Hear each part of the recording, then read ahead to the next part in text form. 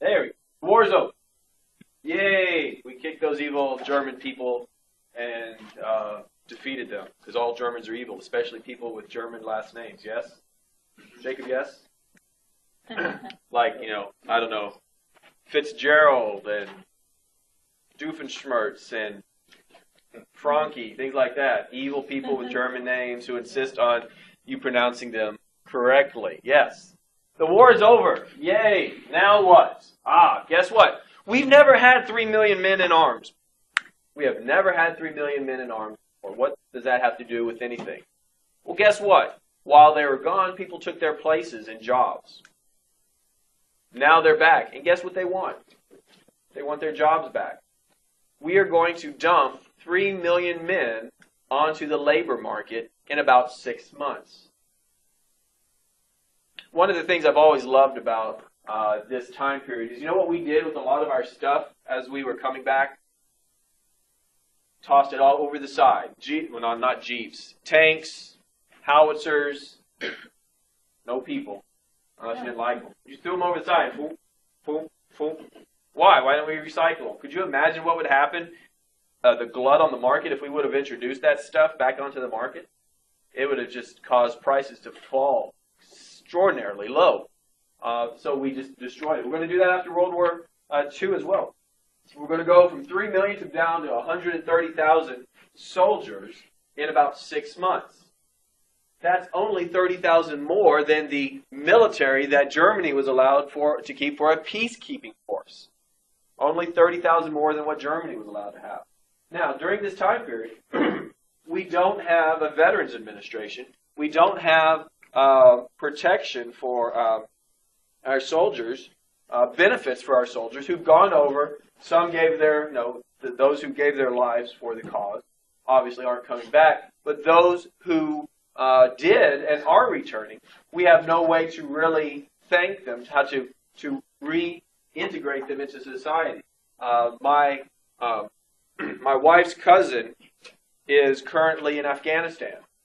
He got married a couple of weeks before he left, and his wife, we stay in touch with his wife all the time. When they come back, they will go through a reintroducing your marriage partner to you course.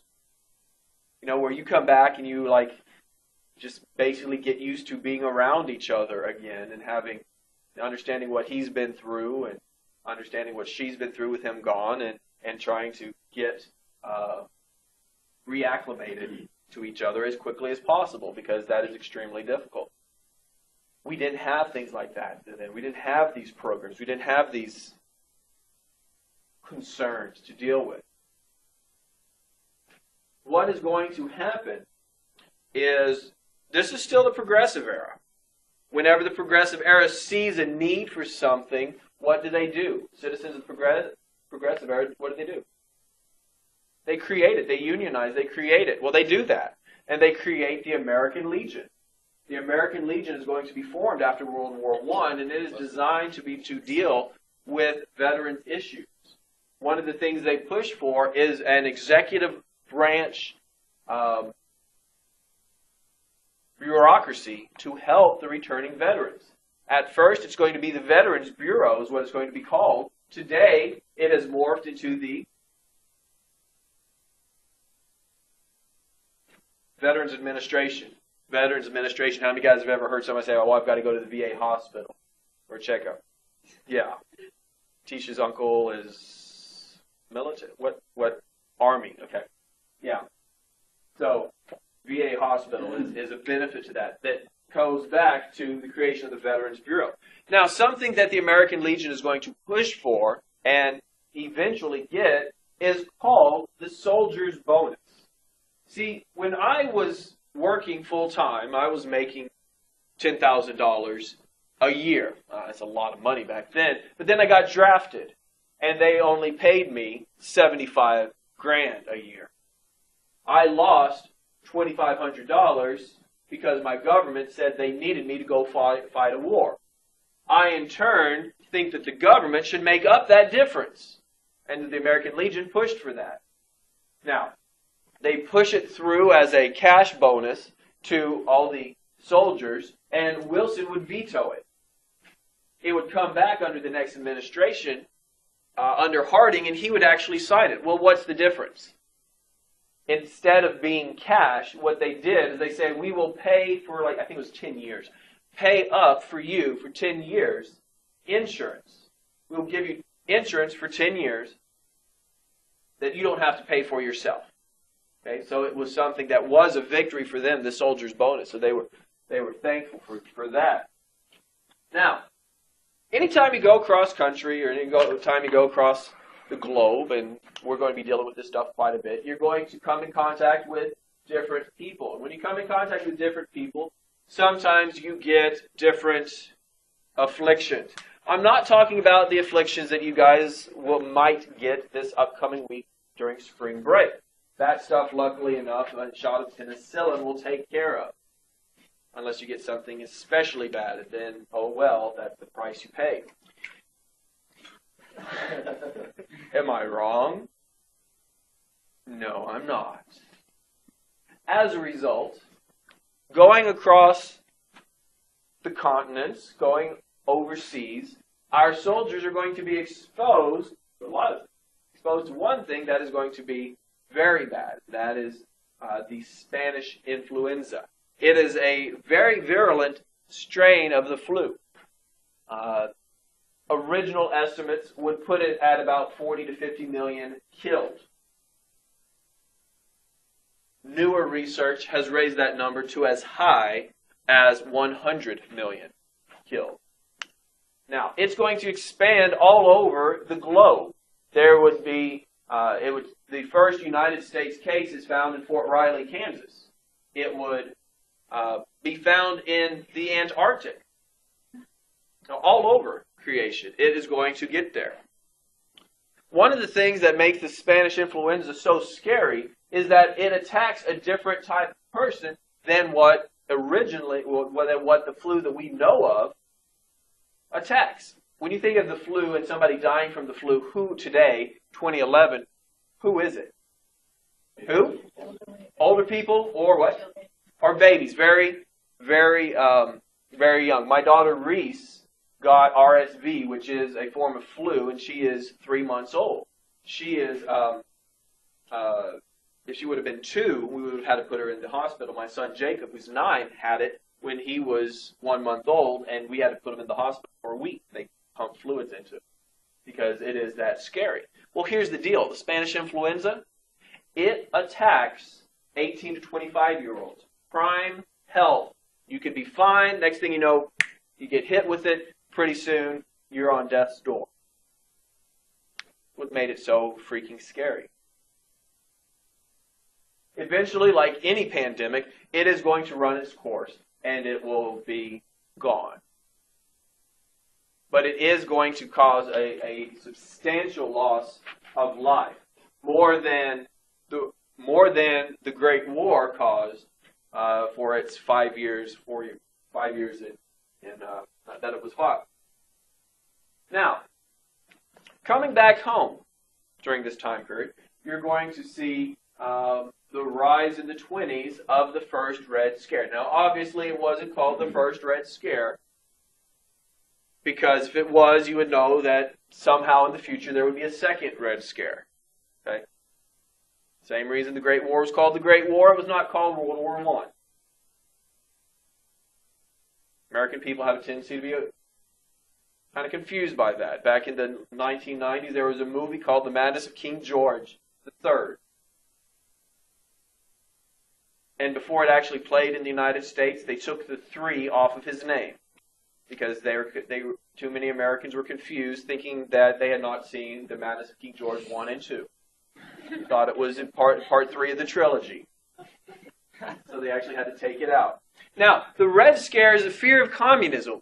What had communism done? Communism had destroyed and overthrown the monarchy in the Soviet Union. There had been a Boston police strike in 1919 that had been organized by a socialist union.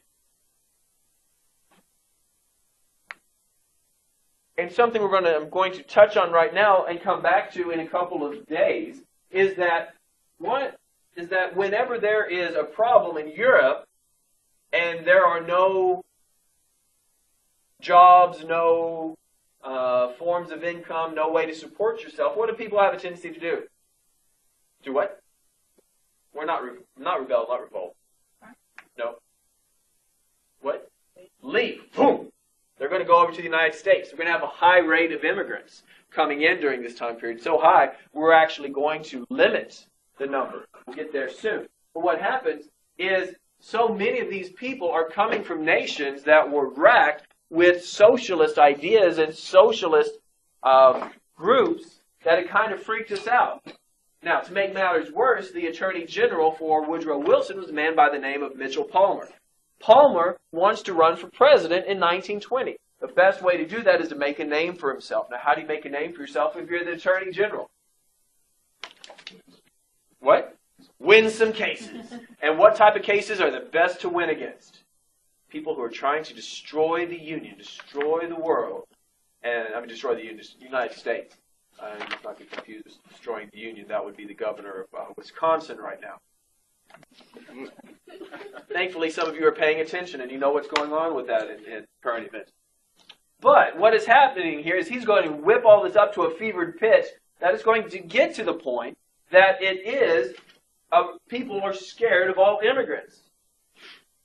Now, luckily for us, unluckily for him, he is not going to be able to parlay this into a Democratic nod in 1920. By the time the 1920 election rolls around, the Red Scare has pretty much died itself out. But it is going to be from 1919 to 1920, early 1920. It is going to be a time of very concern. A lot of concern for people, causing a lot of problems. Being scared that their entire way of life is going to be destroyed. Communism is something from this point to the end of the class we're going to be dealing with. So feel free to ask questions because, for me, it's weird teaching you guys this. Because I say communism, my first thing is, evil. All right? Because, what did I grow up with? I grew up with, I'm going to have to hide under my desk so that way the nuclear radiation won't kill me. All right? No, that's what I grew up with. I'd had that happen one time, and other than that, people are like, that's kind of freaky. Of course, I always thought it was funny in Brenham, Texas, to hide under your desk. What of strategic value is there in Brenham, Texas, other than Bluebell? You could irradiate Bluebell and kill all the Texans, but that's about it. Now, probably the event that best epitomizes the scare that people had of communism during this time period is a trial involving two Italian immigrants that has come to be known as the Sacco and Vanzetti incident. What happens is at a shoe factory in Braintree, Massachusetts, $10,000 is stolen during a robbery. The night manager and a clerk are killed. Okay. A couple nights later, two Italian immigrants, Vanzetti and Sacco, are apprehended trying to break into another store a little bit down the ways. They are arrested for that and charged with the crime of killing those two individuals and stealing the $10,000. What evidence did they have? The evidence they had was the shotgun that one of them was carrying had the same brand of shell that was found at the scene of the first crime. What would we call that today? What is that called in a trial? Circumstantial evidence. Can you convict on that? No. They are taken to trial where the judge openly says that he can't wait to hang the anarchist bastards. Now, what are judges supposed to be? And is this one day an impartial? No, he is not. He is not an impartial judge. So they are convicted. It is appealed. The appealing stands. It goes all throughout some crazy appellate stuff, like 8 different appeals, and they are finally executed. Guy who's going to run for president in 1992, Michael Dukakis, when he's governor of Massachusetts in 1977, asks for an inquiry to see whether or not there was enough evidence to convict them. This is what, 60-something years later. And the finding comes back, no, they did not have enough. And in fact, they had found from another case that there was evidence tying another person to those original crimes and exonerating Sacco and Vanzetti. But because they were Italian immigrants, recently arrived, and had communist tendencies, this falls into the whole scheme of the Red Scare. Now, at the same time, a man by the name of D.W. Griffith is going to probably make the most flagrantly racist, while at the same time epic, can you say that? Racist and epic? Silent movie of all time. And it is The Birth of a Nation. D.W. Griffith, Birth of a Nation. Now, in this movie, now you're like, why are we talking about a movie? Well, sometimes movies shape society. In this movie, D.W. Griffith makes the South to be a poor, downtrodden society ruled by Yankee carpetbaggers and African Americans, both who are inherently evil. You know how you can tell? Because of the evil smiles on their faces every time you see them. If you go watch it, you can go watch it on YouTube in 10-minute increments. I watched 40 minutes of it before I decided this is absolutely hideous. But it was very popular. I think it's hilarious that they could not get an African American to play any of the parts. So it was all Anglos with black paint on. And in this movie, the KKK is seen as the savior of the South during Reconstruction. As a result, with the anti-immigrant feelings in society, the Red Scare going on, this plays right into the hands of a select group of people, and you see the rebirth of the Ku Klux Klan. And it's going to have all forms of effects on society, especially in the South, in regards to civil rights, civil issues. We'll get there. Now, one of the things that I would love to have you do, and I know it's as soon as I say this, some people are going to groan, is I love to have you read outside material.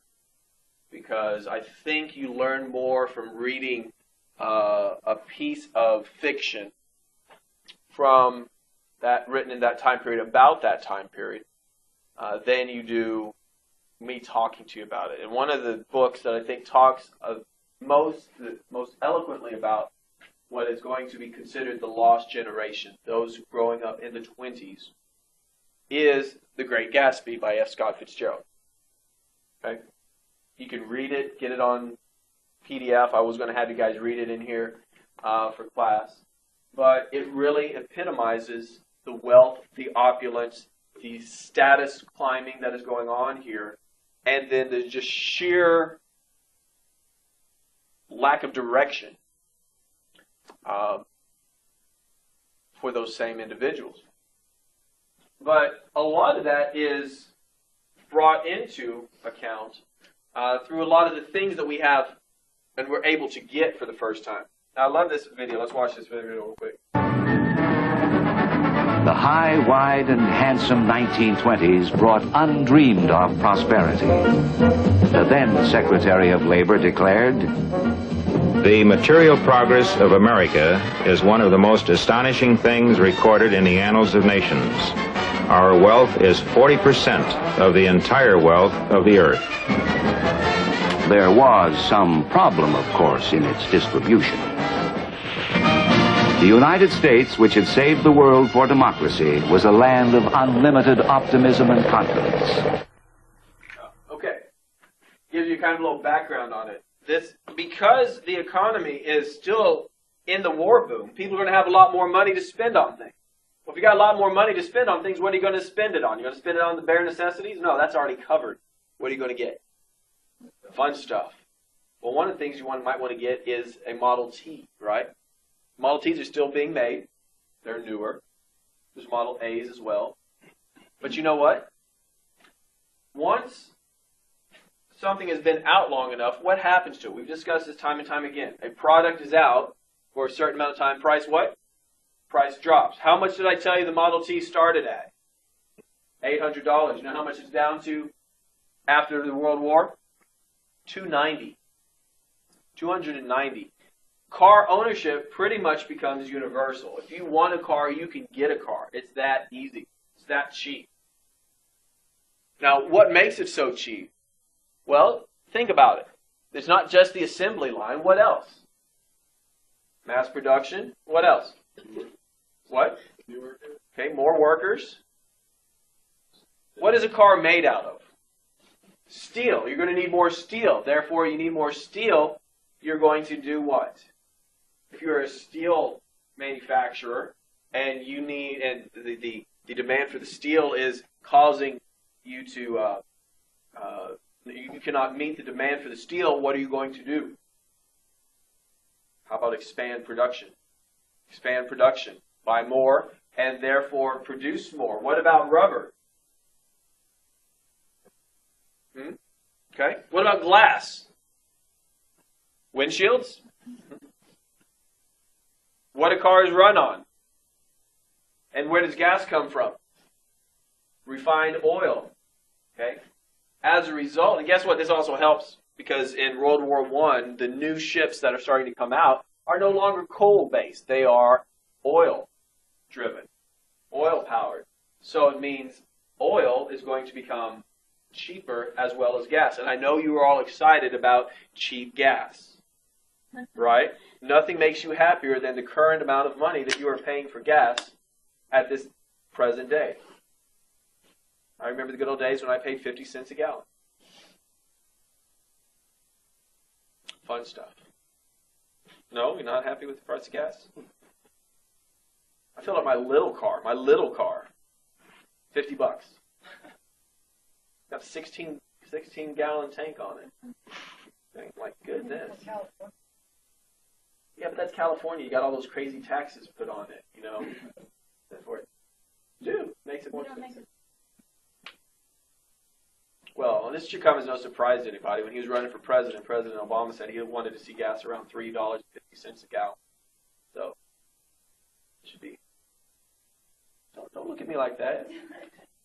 All this stuff was out there beforehand. It's just not coming to pass. I don't see where the problem is. Now, so the Model T makes it easier for you to get around, which is going to cause need for these things called roads. Right? There's no interstate highways. There was this one video I saw a long time ago. Showed a guy going across country, like from California to New York, and basically he had to make most of his roads. And he didn't do it in a Model T, and he gets stuck in these ruts that were for wagons. Movie theaters are going to reach small towns. Now, what does that do?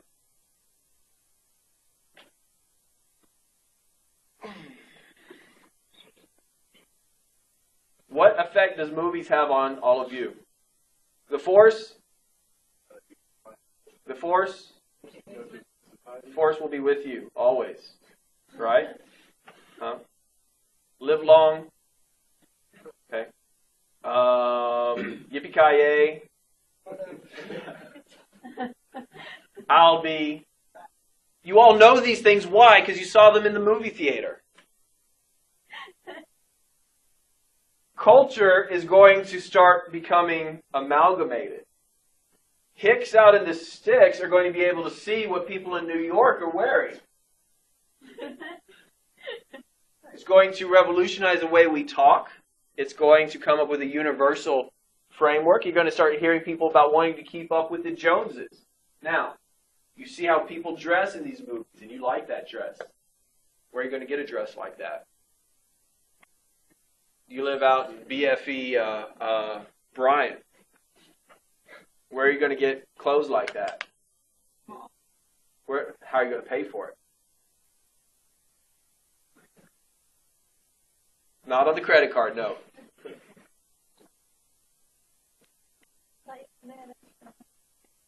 They're going to start getting extra money because they're producing more. But usually by this time, people are starting to plant more to get cash. It used to be it was credit. Now they're going to start trying to get more money. We'll get to that more when we start talking about the Great Depression. Radios are going to start becoming universal. They're going to be the center of your house. We'll put it in whatever room it is that everybody congregates in. And if it's not the room that everybody congregates in, pretty soon it will be because it has the radio. Okay? News is going to travel quicker. I know you guys are so used to, hey, look, Aggies just won the game 2 seconds ago. It's on my phone. That is a benefit you have that they would not even dream about having. One of the things that we have a lot of after the war is a whole bunch of trained airplane pilots. But there's really no airplanes to fly because that's not really seen as a need. However, thanks to the Kelly Act of 1925, the federal government is going to start subsidizing the airline industry to deliver mail. Well, it's all well and good to deliver mail by airplanes, but you have to have something to land on. And that's going to come into effect in the next year with the Air Commerce Act. And the government's going to pay for rural airports so these planes can actually land. It's a win-win for everyone. You expand. Why are you shaking your head? They didn't think about this before. That's what I was thinking. It took them out. Congress is, the motto of Congress is legislate in haste, correct at convenience. We got to get that out there. The Patriot Act. Okay? Patriot Act, classic example. Boom, Patriot Act, it's passed. What does it do? I don't know. What does it do? What did Nancy Pelosi get in so much trouble for with the Health Care Act, Health Care Bill? We have to pass it before we know what it does. Okay? Here, drink this. I'm not going to tell you what it is. And depending on your reaction, we'll know if it's good or not. Okay? Drink it and don't taste it. It might be poison. It might be water. We don't know. Hey, it could be vodka. Hey. We just don't know. So the Air Commerce Act actually pays for rural towns to get airports. Then add to that the increase of visibility for airplanes in 1927 when Charles Lindbergh flies 33 hours by himself across the Atlantic Ocean. First man to ever fly nonstop across the Atlantic Ocean.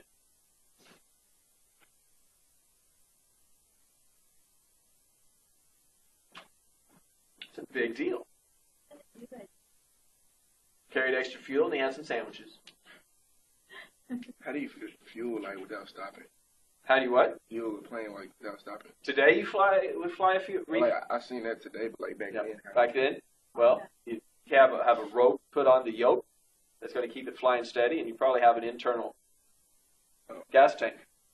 Yeah. Or probably it was specially built. I don't know. The spirit of St. Louis. Thank you. I was going to say Liberty.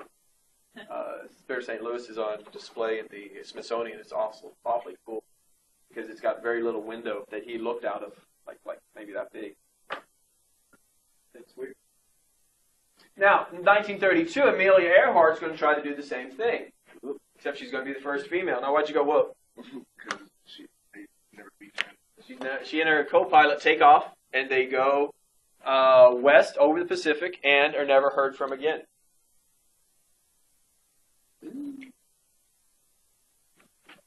Telephones are going to expand in with numbers available. They are not going to be universal, but they are going to grow in total numbers in use. And then electricity is going to start making its way to major homes. Cities are going to have it, but rural areas are not. They're not going to get it really until the Great Depression. You start getting to a whole bunch of FDR's New Deal. Now, electricity going to your home, what benefits could there possibly be? Lights, yeah, lights are good. What else? Refrigeration is good too, but there's something more important. Cooking. What is a woman's job during this time period? I'm not being sexist. What is a woman's job at this time period? She gets up before everybody else because she's got to make, and she's got to get the stove hot, and it takes a while. Then you got to keep it going at lunch and then at dinner. Then you got to clean up all the mess that the men have made during the day, because that's what women do, right? Well, guess what? Now there's electricity going to your house, and there's this thing called an electric oven.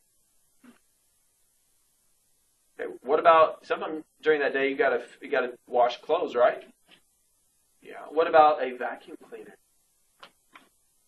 You know, during the 1920s, it is the birth of the advertising boom. People will try to sell you things you really don't need to sell their product and to make you feel better about yourself. Sure, why not? On the radio, advertisements. How many of you guys get a magazine? You know, as seen in Sears Roebuck catalog. A vacuum cleaner that gets up all that stuff that you don't want to bend down to sweep. Wash clothes in half the time. Heck, you might have time to read a book. Awesomeness.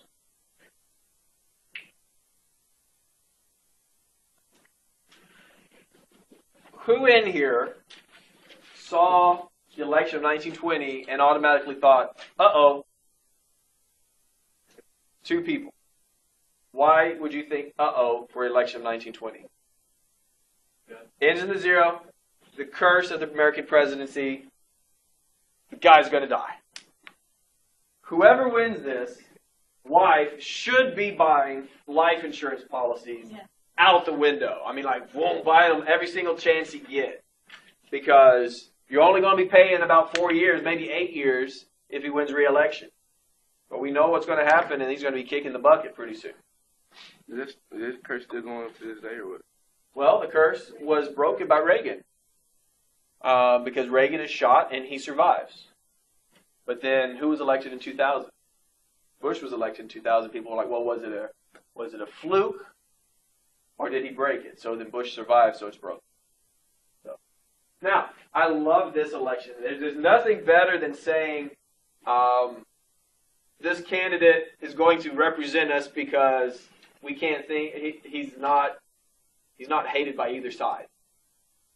See, Theodore Roosevelt, who, remember, represented the progressive wing of the Republican Party, had a heart attack in 1919 and died. He is succeeded by his good friend Leonard Wood. Leonard Wood was actually the leader, the colonel of the Rough Riders to Lieutenant Colonel Theodore Roosevelt. And he would go on to make a name for himself in Cuba and would help get Cuba independent. He represents the progressives. The non-progressive side, the conservative side, is going to be represented by Frank Loudon. Problem is the progressives didn't like Loudon. Problem is the conservatives didn't like Wood. So eventually they come up and they say, hey, let's choose Senator Warren G. Harding. Because neither side hates him. Wow, that's great. Henry Cabot Lodge, a fellow senator, would say, Harding is a man who wrote English very well, but never said anything. That's a great testament to be president of the United States. He writes well, but never says anything. What? I was just talking about Red this time is going to be is going to be Democrat. Yeah. So the Democrats are going to nominate James Cox, and his vice presidential candidate is going to be a young assistant secretary of the Navy during World War I, a man by the name of Franklin Delano Roosevelt. In this election, the handwriting is on the wall for the Democrats, and they lose big time. Now, when Harding goes into the White House, moves in on March 4th, 1921, the American public is shocked by what they see. Remember how I told you Wilson campaigned vigorously to get the Treaty of Versailles ratified and fails in it? Well, while he was doing it, he ended up having a stroke. And during the last 6 months of his presidency, he was a paraplegic. He could not move.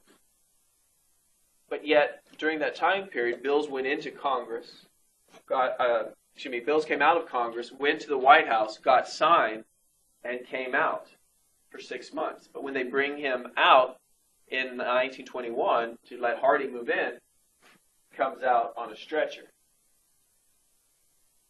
Surprise! Well, who's been signing the bills all this time?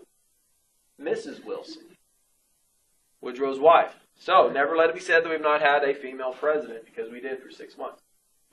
She was signing the bills.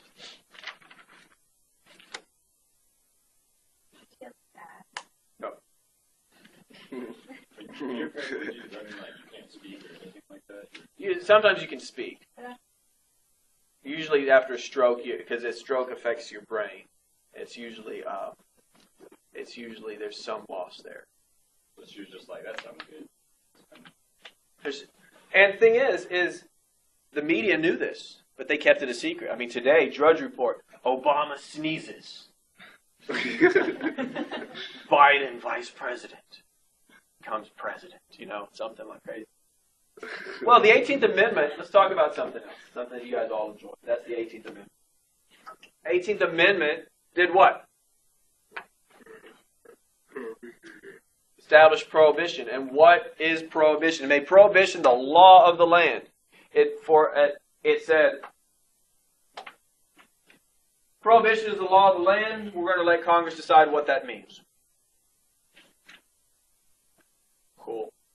So Congress, in order to actually enforce it, is going to pass the Volstead Act in 1919. The Volstead Act is going to be passed in 1919. And what it does is it forbids the manufacture of alcohol, forbids the transportation of alcohol, and it forbids the selling of alcohol. Okay, so you can't make it, you can't ship it, you can't sell it. What does it not say? You can drink it. You can drink it, but you can't. So that's where all that moonshine stuff comes. Exactly right, where moonshine came from. Carl Edwards, what did he do yesterday?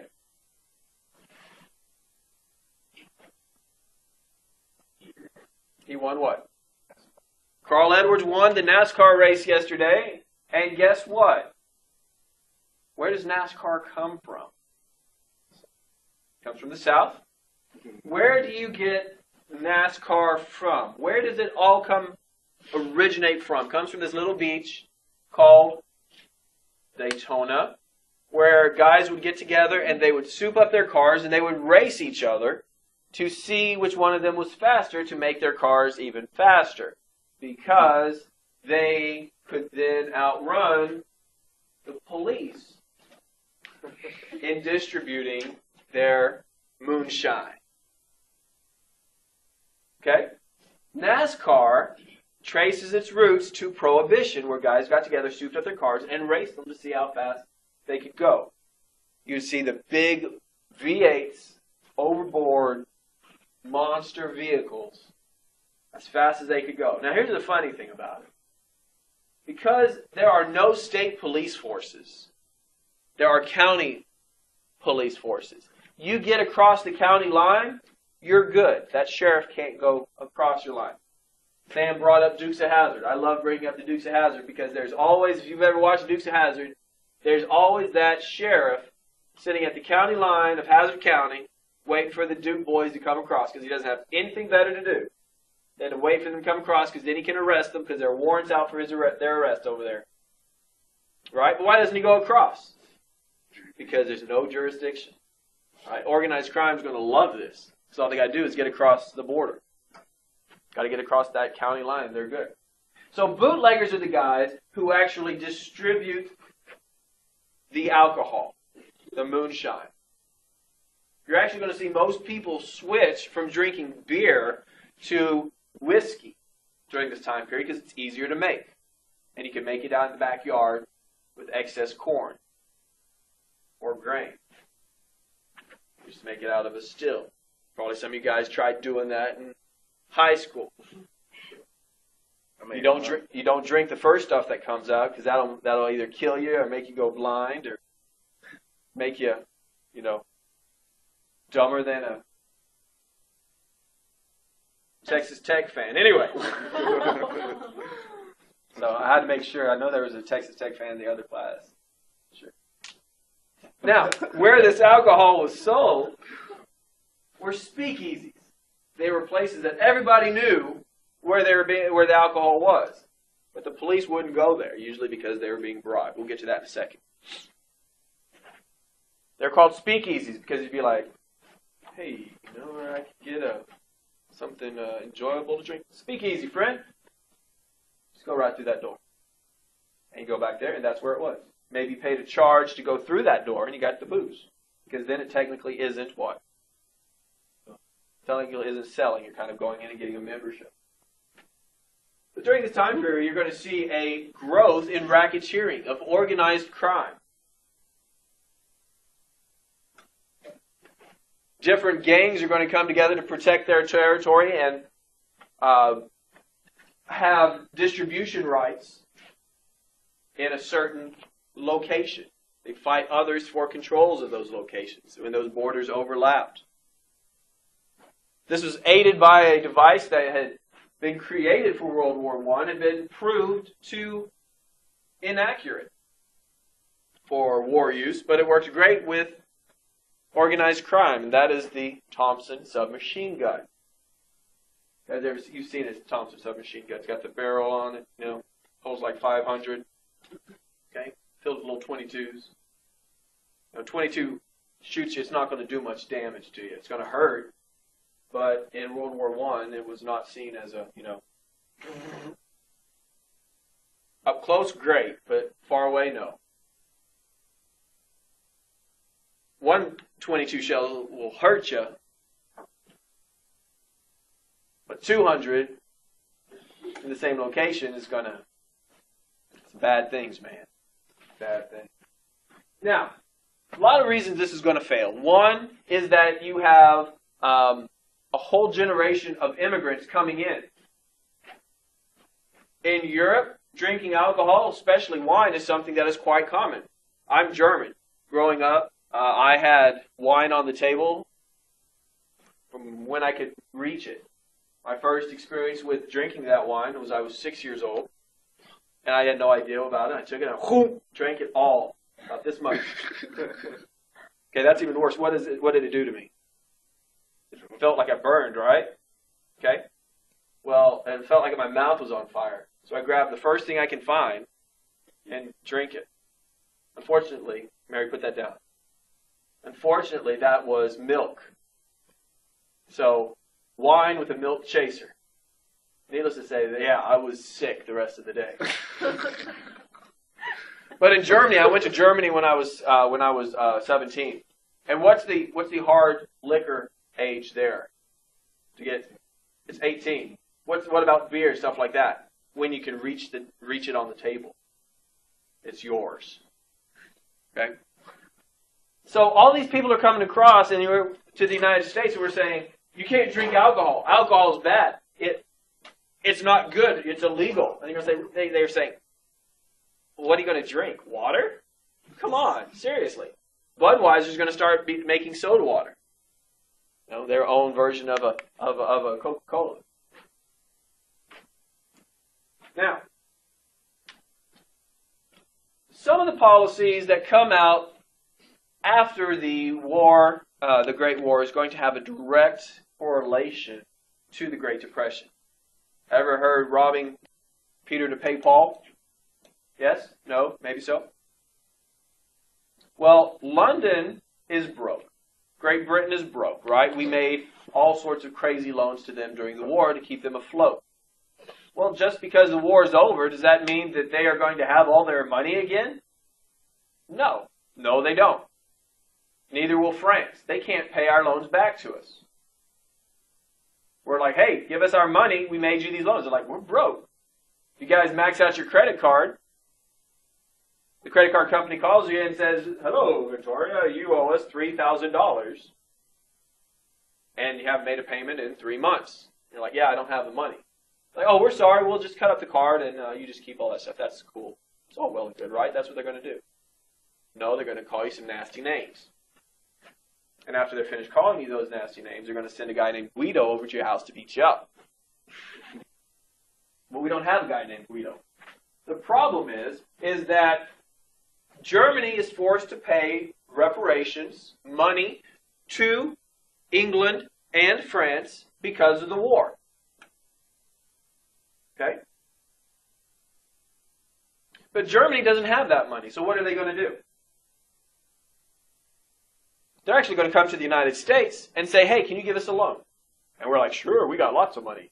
So we give Germany money as a loan with interest, to which they give to France and England, to which they give to us to pay back our debts. So we're loaning money basically to ourselves. We're taking out a loan to pay back a loan. That's a never-ending cycle there.